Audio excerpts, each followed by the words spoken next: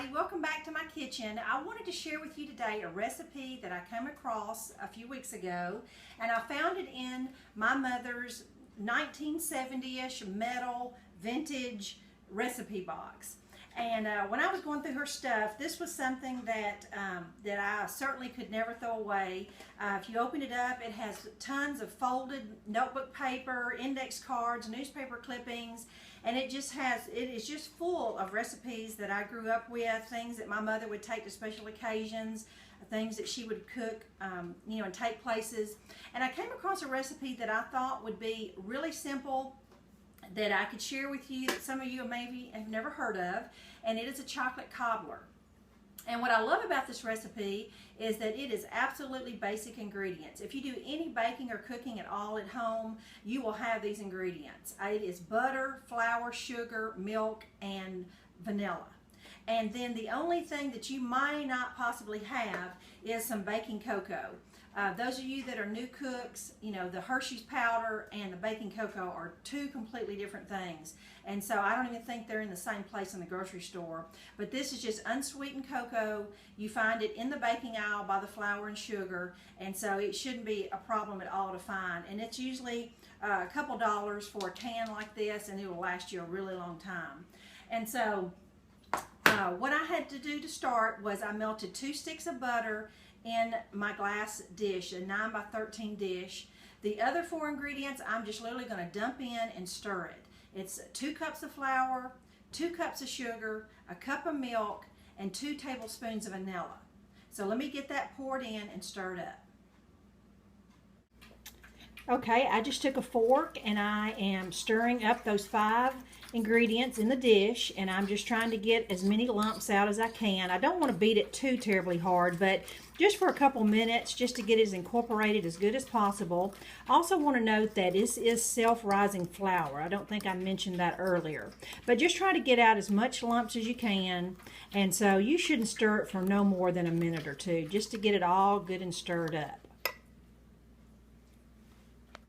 Okay, to create the chocolate part, in another bowl, I took a cup of sugar and 5 tablespoons of the unsweetened baking cocoa, and I'm just going to stir that together so that will make our chocolate topping. Get that stirred up pretty good.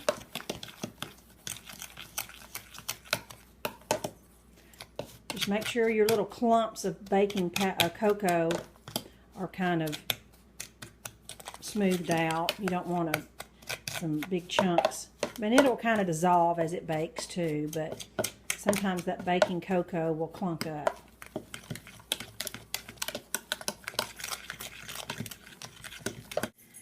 Okay, now I have my chocolate topping all stirred up together. Now I'm just going to do is sprinkle this topping all over that first mixture. Just like that. Okay? All right. Now, like I said, I'm just going to kind of smooth out just a little bit because I had a little bit of sugar on top. But I'm just going to kind of spread out the cocoa mixture. Okay, now, here is the trick to the recipe. Let me reach over here. I've got 2 cups of water. It's not heated. It's just 2 cups of water in a measuring cup, and I'm going to pour it in here. No specific way, just kind of soft because you don't want it to fly out of the pan.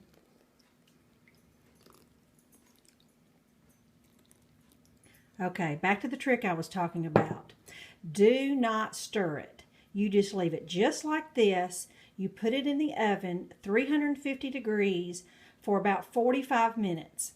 At 45 minutes, you start watching it. What's going to happen is it's going to kind of turn itself upside down. The crust will form on top, and you will know when it's done. It'll have kind of a topping on it, and so at 45 minutes, start watching it, and then I will show you. I'm going to put it in the oven now, and then I will pull it out and show you what it looks like. After 50 minutes, this is chocolate cobbler.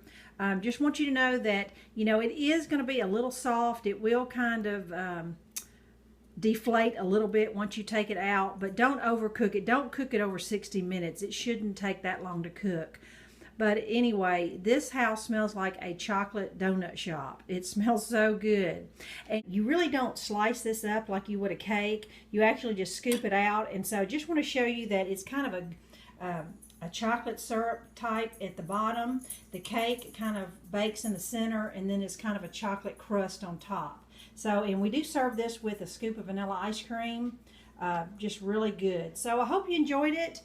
This is certainly a made from scratch recipe that I think anyone would love. So I hope you enjoyed it. Bye-bye.